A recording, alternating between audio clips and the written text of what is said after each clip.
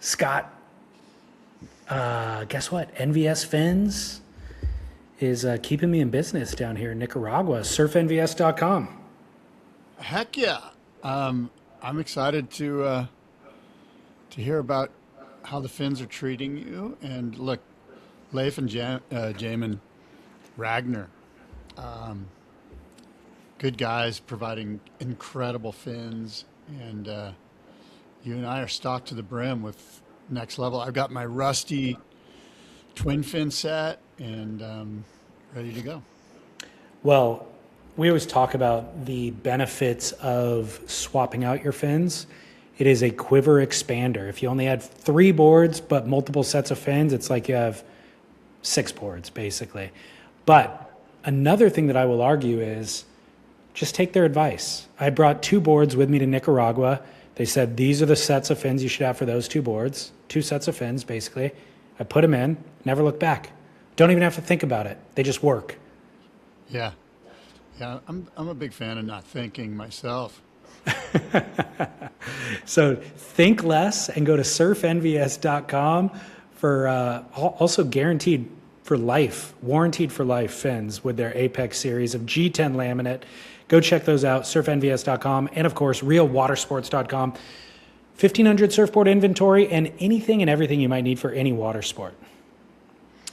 Yeah, I mean, look, Real Water Sports, they've got it all. And for trips like these, and you're in Nicaragua now, I'm going soon.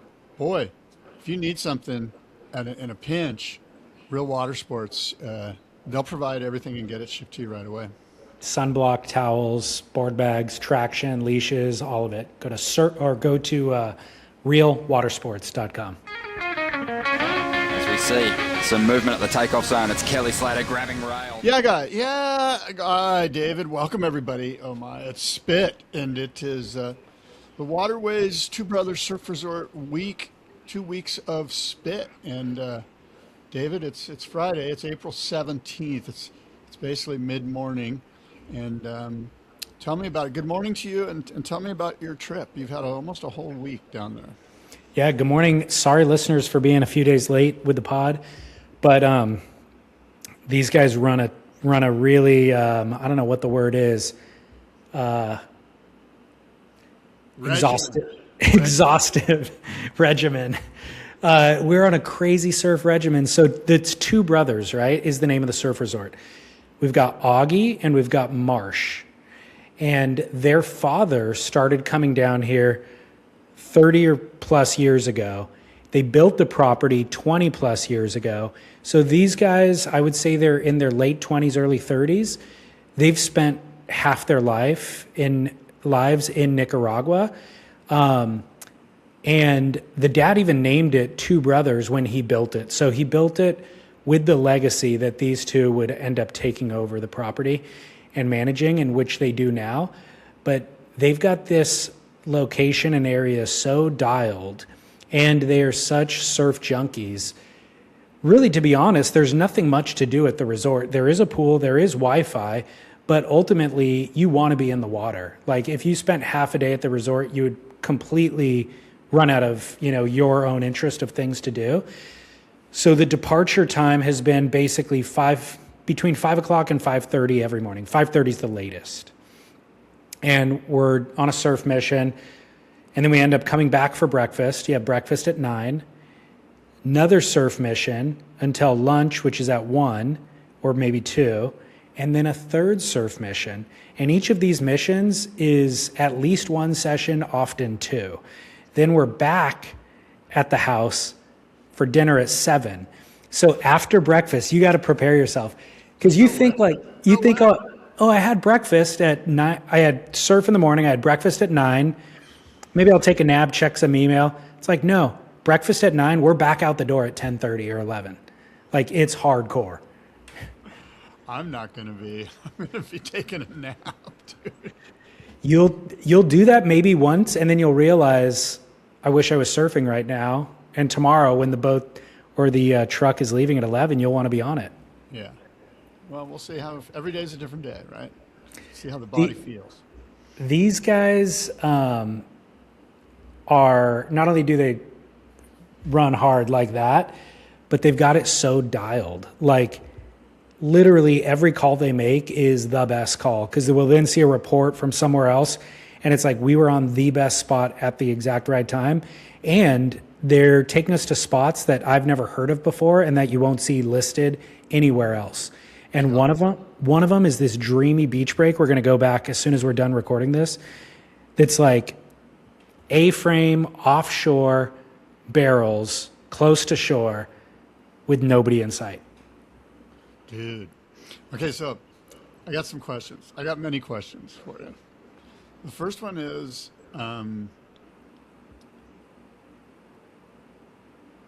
what boards are you riding? Like what boards would you recommend? You could actually, there's a range of things that you could ride. Like in that style of wave that I just described, that hollow beach break, I feel like I've seen Alex Nost in similar locations. It might be Witch's Rock, it might be Costa Rica, it might be somewhere else in Nicaragua, but it's like, you know, mid-sized, hollow, offshore, running real fast. And he is riding heavy single fins that you get in early, you crouch, and you just get shacked all the way down the line. Like that wave actually makes me want to surf like that, because if you're on a shortboard and you're trying to pump, first of all, you got to take off later and the wave's running fast. Then you got to pump to kind of get to, and then the crouch, you got to hold, like it's just harder to do on a shortboard. Yeah. So you could ride that. There are people riding mid-range, kind of mid-lengths that at the point breaks, because the point breaks are long and good, but it's not like you're cracking the lip at 12 o'clock. Yeah. There might be a little feathering lip that you could bank into, but they're good size, good energy, but not super, super vert. Mm-hmm. So you could ride a mid-length and cruise through that. I actually feel great about my choices, which are the Roger Hines Genesis. They're both 6 foot. The two boards I brought were both 6 feet, but the Roger Hines Genesis has a lot of width and it's flat. And so it's almost like everything other than the first 18 inches, the top 18 inches, remind me of a fish. So like the back 2/3 of the board, it's very much like a fish, wide, flat.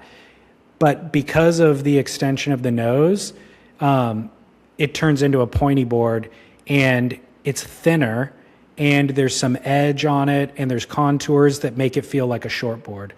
So I have like all the paddle power of a fish and the volume, but then once I'm up and riding, I can actually really do turns on it. Crank off the bottom, like at Popoyo one day, like the first day. It was kind of like get into the wave nice and easy, glide. Then I'm at the bottom of the wave and lean into a bottom turn, and all of a sudden it's pointing at 12 o'clock. So shortboard kind of alternative. The other board that I brought is a Album Free Wing. So the way that our trip panned out was the first couple of days were like 3 to 4 feet, and I rode the Roger Hines fuller volume, got my feet kind of stable, and then it got head high the last 2 days and has been like much more energy in the water. So I switched to the smaller volume board. And the Album Free Wing is much more like a traditional shortboard with a couple of variations and kind of a wing in the tail by the fins. And that board, it's been perfect. It's kind of worked out perfectly, my choices for the style of waves. That board, obviously, a little less paddle power, but yesterday we surfed a head high left, long point break left, literally like 300-yard long point break left, head high, plenty of energy. And a lot of people are using bigger boards to try to get in, sit out back and try to get in, but they ultimately fumble or fall on the takeoff. On the smaller board, I'm able to kind of sit underneath and just go at the last second. And then once I'm up and riding, the board works great. Cool. All right. So let me ask you this. The fast hollow beach break that you're going to go to in a few, and you already sort of mentioned this, but you can get by on not necessarily like a pointy nose, high performance thruster. You can get by fine. I'd rather ride something with more volume and paddle power. Okay. The other thing is there's a lot of offshore wind, and it makes it that much harder to paddle into the waves. Yeah. And this beach break too, there's a bit of current shifting left to right, little rip tides and stuff. Mm-hmm. So I tried to surf it yesterday when it was at the height of the swell, and I like used all of my energy just to stay in position. And then the lumps start coming and they're overhead, and it's just like sucking off a riptide and like really gurgling up, but the wind's blowing offshore, so you're fighting that. And it's like, with the amount of energy you're using just to stay in position, you don't then have energy to catch the wave, much less get to your feet when it starts bowling overhead, you know? So it was super difficult at that size, but I would opt for more paddle power at that spot. The only way that that shortboard is going to benefit you as opposed to a fuller volume is you come out of the barrel and you want to do a snap or an air or something. But it's kind of like, once you got the barrel, just freaking ride out of it, you know? Yeah. I'm going to be claiming. I'm not going to be doing airs. I'm going to be doing claims. Come on. Exactly. So what are your boards that you have packed? Well, for sure, I'm bringing. Rusty made me a brand new Twinser that I'm absolutely bringing. I rode that this morning and I loved it. And it's got a beaky nose. It's got a little bit more volume up in the front. It's 6'4". Perfect. I think I'm just going to bring that board. Yeah, I think that's perfect. I'm just going to bring one board. Okay. Now, the issue is I've got that wonderful Channel Islands board bag, travel bag that they gave us a couple of years ago. Yeah. And it's a triple bag. And it's like, am I going to really just put one board in there? I might as well throw another board in there. Like, there's no reason not to, because it's got wheels and, you know, like, why not just throw another board? So I'm not sure what that board is going to be yet. I'm still, but I'm sensing that I'm only going to ride the Rusty Twinser, which I really, really like. So, yeah, look, that I think that's the right size too, 6'4", and it's maneuverable, right? The Twinser, totally maneuverable. So I think that's kind of a perfect choice. Yeah. So let me ask you this. Go ahead. I interrupted you. Well, I was going to say the general play, just for your edification, is Popoyo is the main spot, and it breaks on 3 feet, or today it was like 8 feet, and it's actually equally good. Like, it's kind of the same style of wave no matter what, and it's a little development right there, and there's a restaurant on the cliff, so you can just go sit and have coffee, watch it for a little bit or whatever. So the general move here is like every morning go check Popoyo, and then from that you can make your decisions otherwise. And there's always a wave there, and like you would think because that's the main spot, it would always be crowded. It does get crowded, and even then you still get waves out there somehow. Like, these crowds are the most mellow I've experienced anywhere, almost anywhere, full stop. Like, anywhere in Central America, like, the level of surf proficiency isn't as high as it is elsewhere. It's like some beginners, but the beginners stay out of the way. The etiquette is really observed. So you can almost always get waves no matter what. So Popoyo's the main break. Santana's the main beach break that you've heard of and that other people have heard of. And then beyond that, we've been surfing, let's say, 4 or 5 other spots that are much less known and have zero crowd or just minimal crowd. So there's no right points, but there's like left point breaks, beach break barrels, or reef breaks that are kind of A-framing. Those are your options. Cool. And I recall last time I was there was a right slab just north of Popoyo on one of those reefs. It's a left slab. Oh, is it? I thought it was a right. Okay. No, they just refer to it as the outer reef. Mm-hmm. And that factors into my must-see moment later in the show. So I will provide footage that you should watch in preparation. And that outer reef was breaking today. Yeah. Okay. Interesting. Well, I also heard through the grapevine that could it be the water's a little chilly, or it gets chilly on occasion? Should I bring a long sleeve jacket? Yeah, I didn't even consider bringing one because I was just under the assumption that the water's always warm. It's definitely warm, but there was 2 sessions that I had a little chill that I wish I would have had some neoprene on. Strangely, one spot in particular feels 5 degrees colder to me than anywhere else. So when I surf, a river there or something? there isn't. No, it's weird. It's weird. And I surfed another wave really close to that, and it wasn't chilly at the other wave. So I'm not sure what to attribute it to, but I wasn't shivering with no wetsuit. I was fine, like I survived. But if you have one, bring one. A thin long sleeve jacket. Yeah, What about a vest, like over my Florence long sleeve? that's a great option too. And there's stiff offshore wind all day, every day. And so the vest will help with a little bit of wind deflection too. Yeah. But If you had to also, choose, which would you choose? A vest or a long sleeve jacket? Understanding that I got a Florence. Sorry, this is getting kind of nuanced. well, bring both, dude. You got that giant board bag coffin, just throw both in there. But if I had to choose one, maybe the vest. Yeah. I would like honestly, most sessions, if I was wearing a long sleeve wetty top, I would have overheated. Yeah. So, But the Florence hood is important because of that offshore breeze. Protect your ears as much as you can. yeah, for sure. Well, good. It sounds like you're having a wonderful time. You've got some fun little swell in the water. It looks like there's going to be some fun little swell for us as well. Yeah. So, Well, it's great to know. And your new Rusty is finished and ready to go. I was there yesterday, and you're going to be stoked. yeah, I cannot wait. The other thing I want to say about Two Brothers Surf Resort is it's up on a hill overlooking Papoya.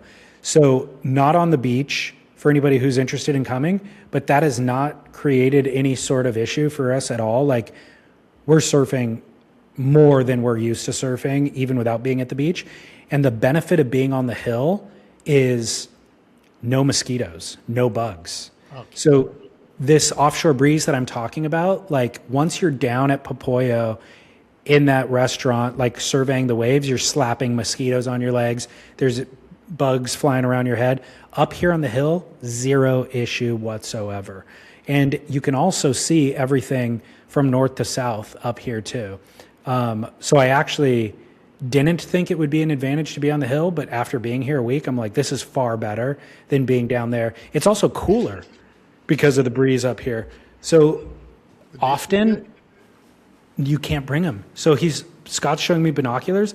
The government does not, it's illegal. You're not allowed to bring binoculars or drones because it's a communist country and they are worried about spying on the government. They'll take them from you at the airport. Okay, well, we won't bring them then. Yeah. Good thing you asked. You would have lost those. Yes. All right. So the resort too, basically, I think there's 4 villas. And so people are, bunked up in separate rooms in the villa. And then there's a main house. There's a pool area in between the villas and the main house. And then there's a main house. And that's where we congregate for all meals. So it's not a traditional restaurant with a menu where you order. It's like we all get there and there's one meal that's served for everybody. There's a couple of people who are on a vegetarian diet, so they get a different meal, or non-dairy diet, so they get a slightly different meal. But the food has been exceptional. Like, their chef is actually not just like a local, like they're a trained chef, Yeah. They are local, but they're like a professional trained chef. And way too much food. Just like there's a couple of guys like Garrett, from the Central Coast, who can eat double our calorie intake. It's like I eat half my meal and just hand my plate to him, and then he cleans up the other half of the meal. So really giant portions and excellent food. That's great. I'm so glad to hear it. So I'm looking forward to going down there. I'm sure you're having a wonderful time. You look very tan. Yeah, I darkened multiple shades. The other thing is boats. They've got a boat. The Two Brothers own a boat, and they're down to run the thing at any time. So any given day, we're kind of splitting our group of 10 into 2, and some take the boat for the beginning half, and then we switch shifts in the boat for the second half. But they pack the boat too with everything: sandwiches, meals, chips, like granola bars, water, anything that you want. So the boat days, yesterday I was on a boat the entire day. We came back for lunch, but I went back out on it in the afternoon, and it wasn't as exhaustive as other boat experiences that I've had. Like, I feel you get in the boat and there's a canopy, there's a T-top in the middle, and then there's a canopy in the front. So there's plenty of shade on the boat for everybody. Take a nap for an hour if you want before you go surfing again. Like, I felt like I could get rest despite being on the boat all day. Yeah, that's good to know. All right. Yeah. Well, So, look, I have a Who Said That. If you're let's ready hear to it. be stumped. This is the portion of the show where listeners, I try to stump you and David with a quote from a famous surf figure. And here's the quote, and I quote, "The world champ is the guy who's been consistent on top of his whole act. The surfers on the world tour are the best in the world. They can surf anywhere at any given time. If a surfer can bring out his best form from event to event over a whole year and get those high places, I think he really can claim to be the best in the world." David, who said that? Was it A, Mark Richards, B, Tom Carroll, C, Derek Ho, or D, Kelly Slater? Kelly. I'd say Kelly. Wrong, David, you're wrong. This is the correct answer, Tom Carroll. Tom Carroll said that in a 1988 interview when I believe he was the world champion. Yeah, that was a tough one because it didn't express a lot of personality to pin it to. Yeah, But- it was rather opaque. But it's a true statement, nevertheless, and it remains true to this day. I agree. I mean, when you see Gabe Medina or John Florence surfing a heat, you're like, I mean, they even said it, I think, last event maybe, or this event, that there's certain guys who their best surfing you've ever seen them surf in their lives are with jerseys on.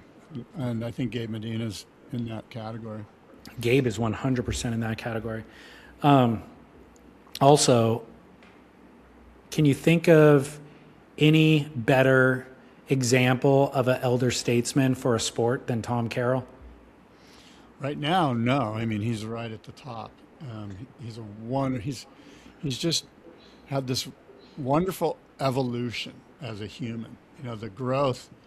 That it's something that I certainly hope to. I aspire towards that type of growth that you see in Tom Carroll. He's a really sweet man, you know, and I'm sure, like all of us, when we were in our 20s and in the heyday of yeah, I don't know how to best describe it, but just, you know, trying to kind of swallow up life. You know, we all get a little bit ahead of ourselves sometimes, and I know I did. And it's neat to see somebody with so much class and character and integrity, and Tom Carroll's top of the top. I feel like Tom Carroll, even when he was in that phase that you're talking about, still operated with a certain decorum and respect for others.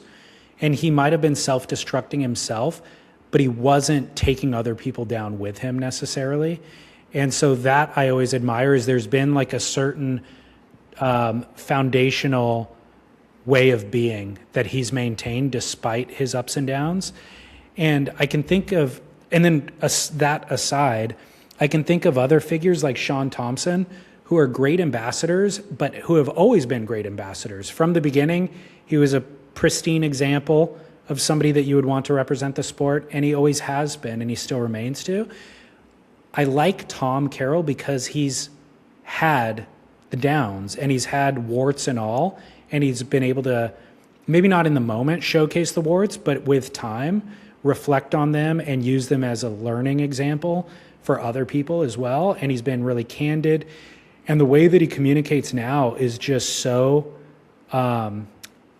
feels like he has so much clarity, you know, and honest and earnestness that it's like I would love to have that level of clarity and focus in my life.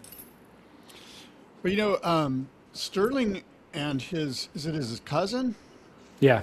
Sterling Spencer and his cousin on Pinch Myself, they were talking about Kelly Slater, and Sterling made some great insight in that Kelly really was the sport and was surfing for a long time. Like Kelly drove the sport. Like without him being a professional and not doing drugs and just doing and just like he was a wonderful icon for the sport. And you mentioned Sean Thompson, so Sean's like that. Like it could be argued that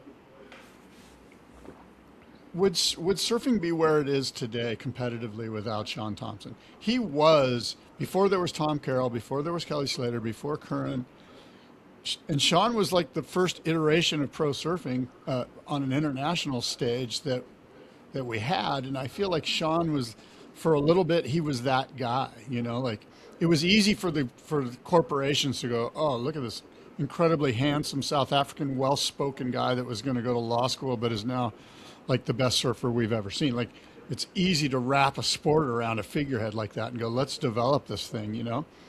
And then, you know, Tom Carroll, as we mentioned, he was kind of that guy too. There were some pros, world champions that kind of didn't take that mantle and drive it perhaps the way that it could have been driven. But by that time we had already established ourselves as a competitive sport. And then of course, Tom Curran was sort of a quiet ambassador, if you will, and Kelly Slater really just drove it to a whole new level. And anyway, it's fascinating when you think about just individuals, and if they hadn't been there, what would have happened?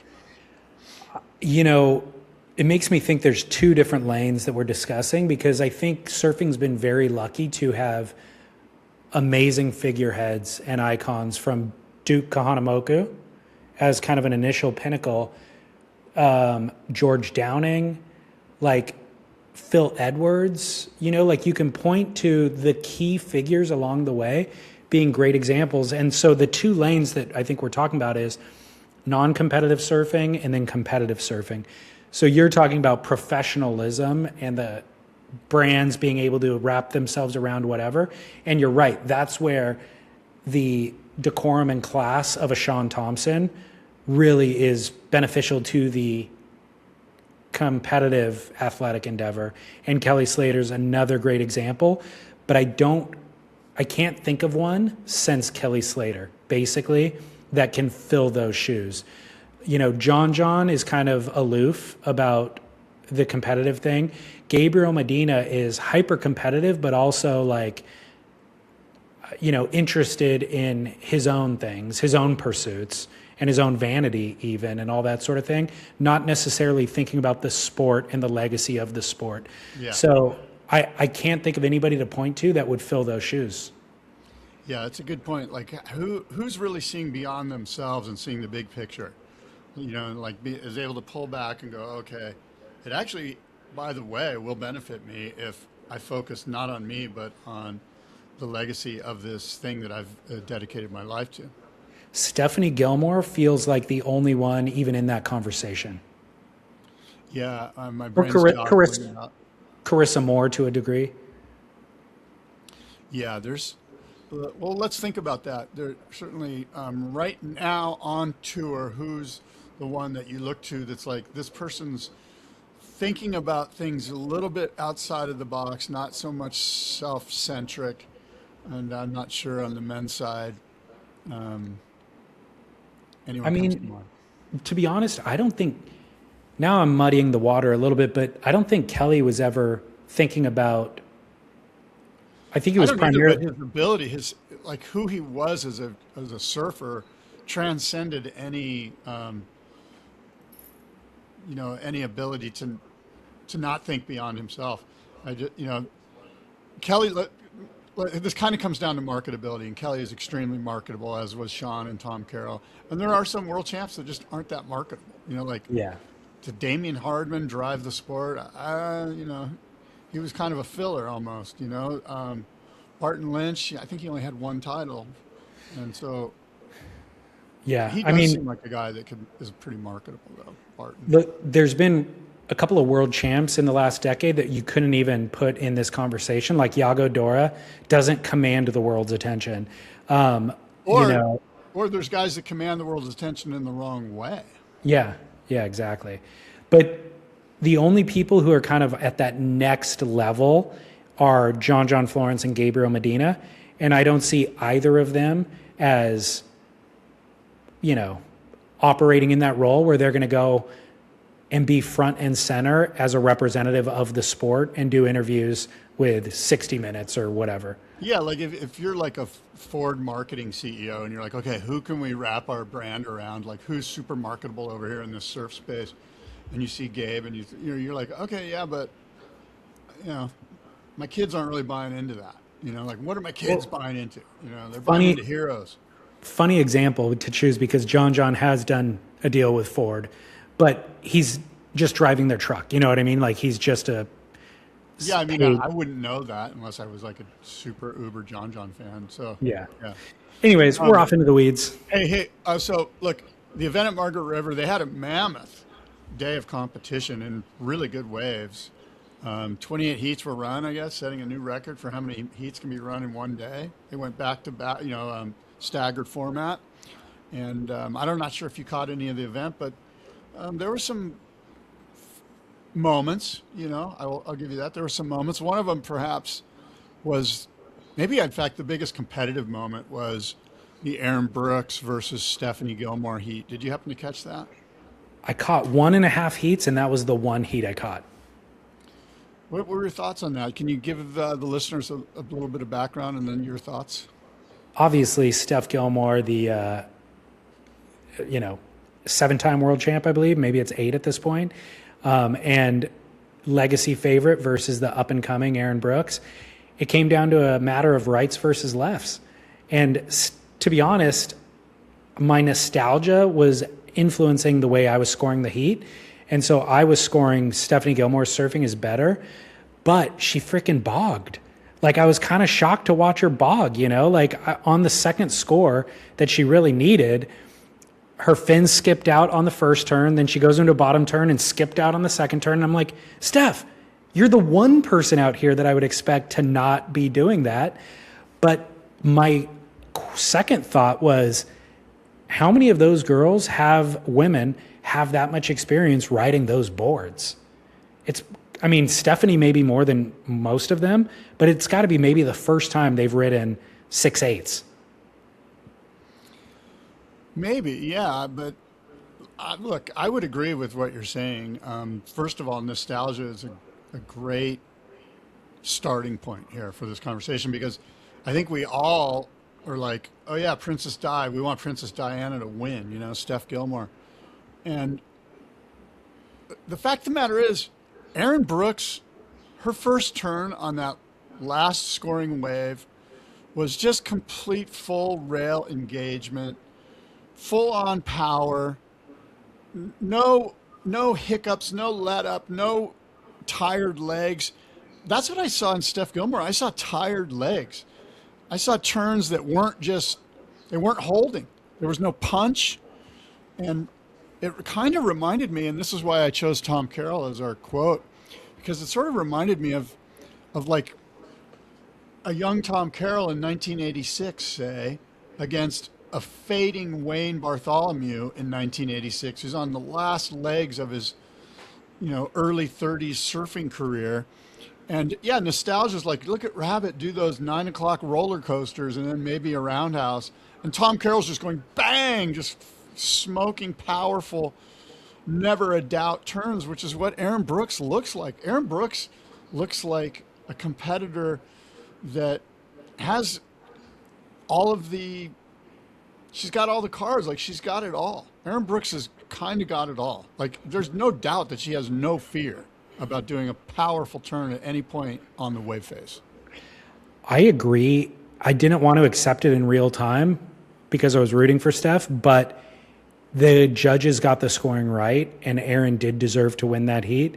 The one thing that Aaron was missing up until this year, from my perspective, was weight.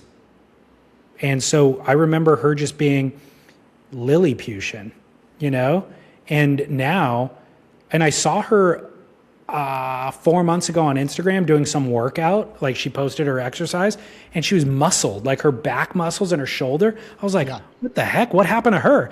And then you see her on a wave now and she looks 50% heavier than she used to look. And it looks good. It translates to power. Yep. She's reminding me of Tom Carroll. And I think she's going to be one to watch here in this event when we have some. So and going throughout the year, it's going to be fun. The women's side is definitely fascinating to watch. Jordy Smith, go ahead. Well, real quick, I watched some highlights. I only caught 1.5 heats, but I did watch some highlights as well. And it seemed like the women, by and large, were just trying to survive out there. Like, if you could make a drop, like I saw Alyssa Spencer make this insane drop. I was like, holy cow, she's charging. But then it's like, if you can get a turn off, that's a completion. If you can get 2 turns, now you're in the 8-point range. You know what I mean? But it was still like survival mode. And so I think there's a bit of growth potential there. And again, I think they're riding those boards for the first time largely. I was shocked they even had the boards ready to go. But I think there's a lot of room for improvement in waves of that size for women at this level, as opposed to when you see the male surfers get in the water who have a lot more experience out there at the venue and other places. They're like toying with it almost, you know? Well, this is a great example of why if Sunset Beach isn't on the tour, the girls need to put in time at Sunset Beach. And hopefully they'll surf that if there is a challenger event or a local regional qualifying event at Sunset. Because without Sunset even in their framework, if like without their coaches and their team going, hey, you should put in some time at Sunset.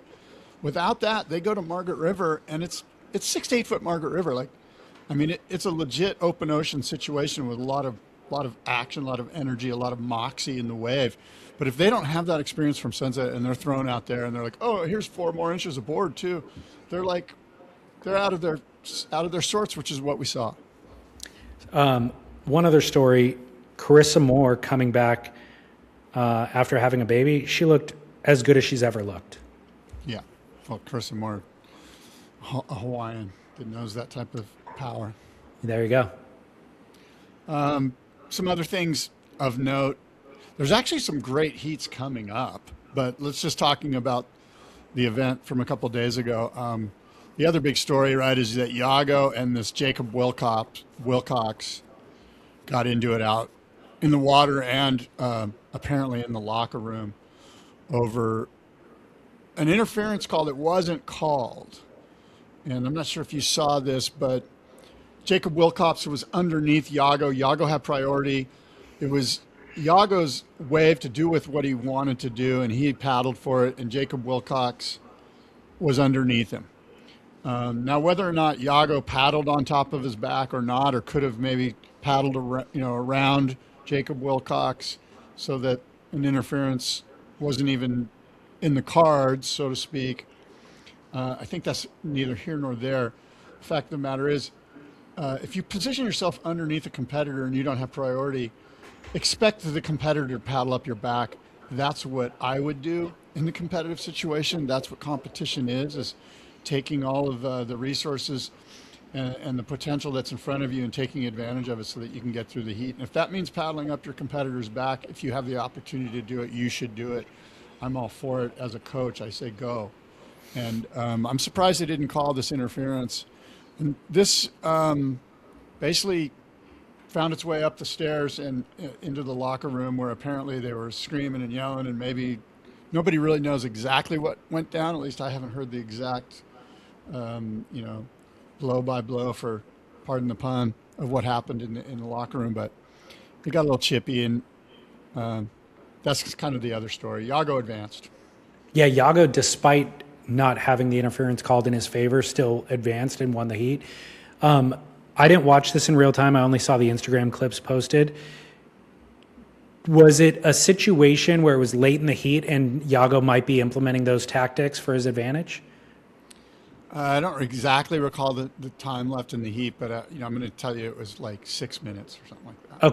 Okay. Because, I saw commentaries stating that Yago might have been intentionally paddling up Jacob's back. And I know you just said you don't care either way, use what you can, but that does matter to me as a viewer. The other question I was going to ask you was, did the commentary team address it? Like, were they as interested as you and I are and the internet is? I don't know. I actually didn't listen to the commentary. I watched it after the fact as well, and I had the commentary turned off. I just wanted to see what happened. Because the other part where they're walking, Jacob's on the stairs, Yago walks past him. Jacob puts his hand on Yago's chest and says something to him. And then Yago like blows it off like, fuck, like F you. It seemed like Jacob was saying, hey, let's squash it or apologies or something. And Yago's not ready to accept it. And he's like blows him off. And then the coach, Yago's coach, gets involved and says something to Jacob pretty sternly. That audio also wasn't played. Like in the replay that I saw, the commentators in the booth are talking about something else, and you as the viewer cannot hear what the exchange is. And then, as you stated, apparently the reports are that there's something blew up in the locker room and security had to be called to make sure that they didn't end up in a fist fight. And I'm like, every step of the way, I'm thinking, why doesn't the WSL fill us in on what's happening? And in fact, it feels like there is the opportunity, the audio exists of that staircase altercation. Let us hear the audio. Like, why are you not? This is the most dramatic portion of the event so far. Why are you not telling us what is happening? Well, I agree with you. Let's get to the bottom of this. But let me ask you this. In other sports, it could be argued that Yago Dora's coach, was that his father? Not anymore. Actually, not anymore. Not anymore. He's not his father anymore. He's still his coach. He just decided not to be his father anymore. No, I understood that Leandro was Dora's. Actually, I'm confused. Maybe I'm thinking of Jack Robinson. Well, regardless, here's my point. Okay. In other sports, if a coach goes up to an athlete after an event and basically there's some threatening action, some threatening bodily movements towards them, some words are said, the overseer of the sport, in this case the WSL, has an opportunity to put some sanctions on this guy or on his surfer. You kind of got to nip this thing in the bud, or it'll blow up into even a worse situation. Yeah, I don't know, and maybe they have done. Again, nothing's been reported from the WSL, and the only analogy, like there was a fight in baseball last week, right? I don't even watch baseball, but it gets fed to me because it was that exciting and unusual, where the pitcher tried to bean the batter rushes the mound, fists are thrown. The pitcher tried to hit the guy in the face with a ball in his hand even, like to do added damage. And the cameras stay on the action, and the commentators in the booth go, holy cow, he tried to hit him with the ball. Like they're explaining the fight as it's happening. The equivalent for the WSL would be you see the batter rushing the mound and the camera pans out to the crowd and the commentators start talking about next week's game. Like that's literally what happened. And it's insane. And the only way that the fans get information is because some other agency replays the footage and tells you the behind the scenes gossip. Like that's what's existing with the WSL. So I'm not saying to condone violence or anything like that, but when there's something that happens, it's the WSL's responsibility to communicate the information. Yeah. Well, we don't know. Perhaps they did. You haven't watched all of it. I haven't. Have you? I mean, I don't know. You're right, though. You would think that there might be like a press release or something that's like, hey, this occurred. This is what we're thinking. This is what's going to occur. Here are, whatever it is. But you even showcase the footage. Show the footage and explain it to us. And explain, by the way, why the interference wasn't called. It looked like an interference to me. It did. It was an interference. It should have been called. And some of the naysayers are suggesting that because it was a Brazilian and it was the hometown hero, Jacob Wilcox, they didn't call the interference. 2 of the judges did call an interference, by the way. What nation they were, I don't know. But all of that stuff is out there. I think it speaks to our our lack of not giving that much of a shit to follow up, but we'll get to the bottom of it. Well, that I can speak to that too of not giving a crap. Is I'm here with 10 listeners and the two brothers who surf very actively, and very few of them care and follow about the WSL in ways that we used to. So much so that Augie, one of the guys here, is like, he saw Carissa Moore and he goes, "I thought she retired." And I was like, "Yeah, she did." He's like, "Didn't she have a baby or something? Or am I thinking about Stephanie Gilmore?" And I'm like, wow, you really don't follow it, do you? Like, nobody cares, Very few people care at this point. And so I'm not saying they should manufacture violence and then showcase it or anything like that, but the bare minimum is, for those of us who do care, give us the information that we want. Well, look, there's, I think, some pretty fascinating heats coming up. The two Colapintos are going against each other, Griffin and Crosby. Medina and Jack Robinson. That's going to be an interesting heat, right? On paper. Absolutely. And then another one that you wouldn't think I would give 2 cents about, but it kind of interests me, is George Pitar versus Leo Fioravanti. Because what I see there is like kind of two kind of meh, just kind of like meh, not that they're not great surfers, but it's not a heat the WSL would be highlighting, but I think this is a chance for George Pitar to really kind of cement himself in what seems like, even after only one event, and I know he went down to, I know he beat Ethan Ewing early. Anyway, that heat's kind of interesting to me. Well, George Pitar, didn't he beat Felipe Toledo in the opening round? Yeah, I mean, that's what I'm saying. Like, it feels like George is on the rise. And this is a heat where, Leo, if nothing else, is a really good competitor. Like, Leo's not going to lay down here. And so this really gives, I think this feels like a blue-collar match. That's what I'm saying. Like, this is a lunch pail match. These are two guys that nobody really gives a crap about. And they're fighting. And one of them's young and ready to claw his way into the limelight. Yeah. I would like to say that even if I didn't lose Survival League at the Bells event, I would have lost at this event. I'd be 0 for 2 if they had given me an extra chance, because I would have picked Felipe Toledo for this event. Not because I think of him as surfing 8 to 10 foot waves, but because he's won this event before. And when he surfed Bells, he looked like such an obvious choice for Bells. I was disappointed I didn't choose him. So I would have picked him for this event, and then he got smoked by George Pitar. So I would have lost 2 times in a row.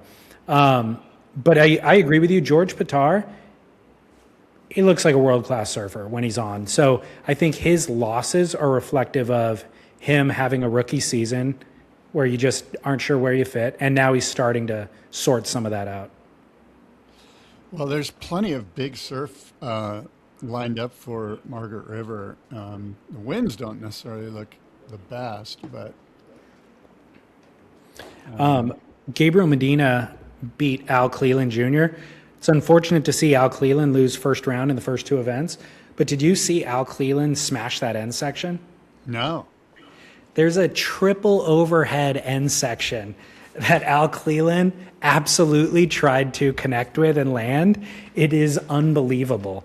He gets blown up, but it makes you remember why you love Al Cleland. Yeah, we need more Al Cleland on tour.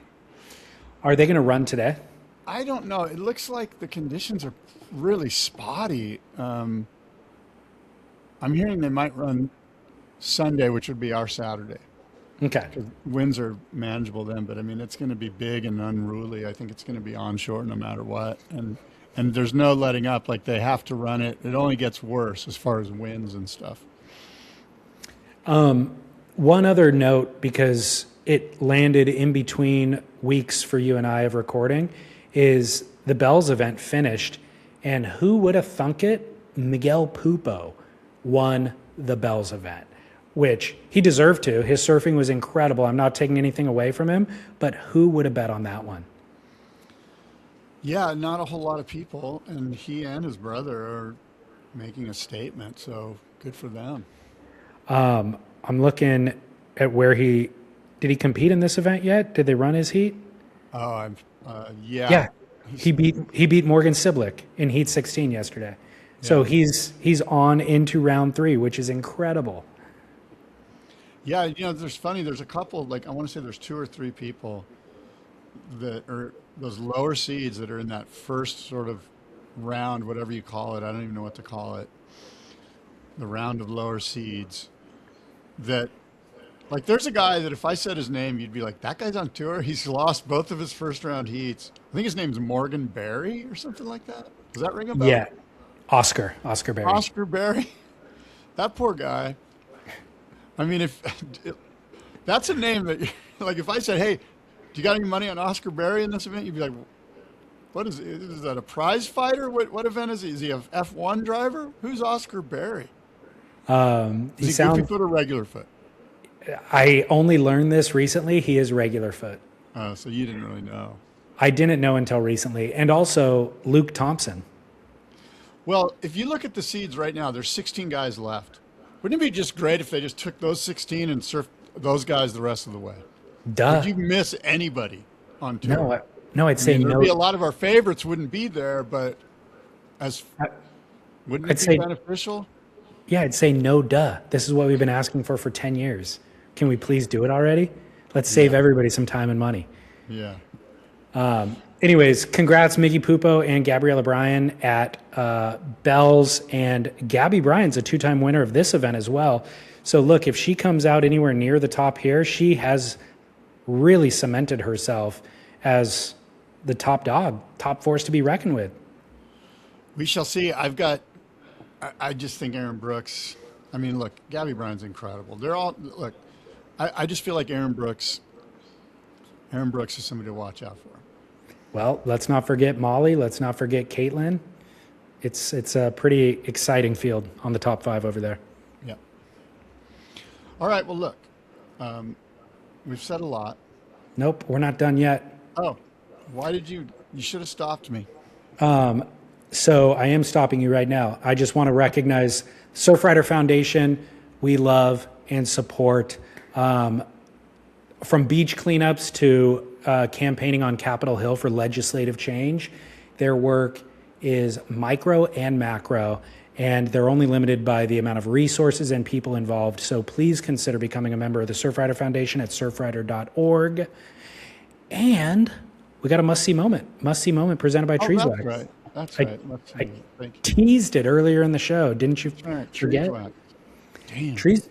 Treeswax.com, petroleum-free, high-performance surf wax. Save 20% online by using promo code SPIT or buy it from a local retailer on the East and West Coast. My must-see moment presented by Treeswax is called Sandbagging with Jimmy Chin. And do you know who Jimmy Chin is? He sounds like, is he the guy that filmed the Yosemite stuff? Yes.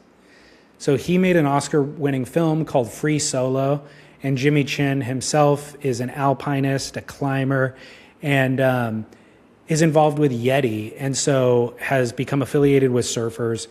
John Rose from, I think it's called Waves to Water, John Rose, former pro surfer, interviewed Jimmy Chin 5 years ago, and at the end of the interview, he said, is there any one thing that you still want to do?